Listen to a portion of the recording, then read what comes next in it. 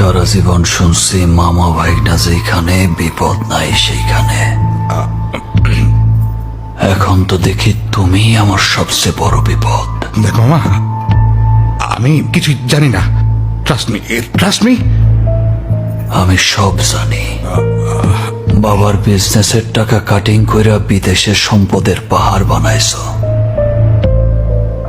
কিছুই কই নাই, কারণ ওইটা আমার কাছে কোনো ম্যাটার করে না।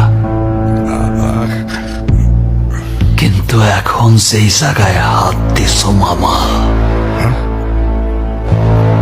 এইটা আমার কাছে অনেক বড় ম্যাটার করে।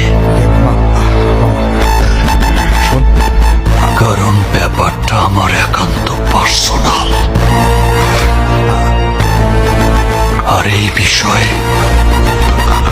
দুনিয়ার কারো কোনো সার নাই।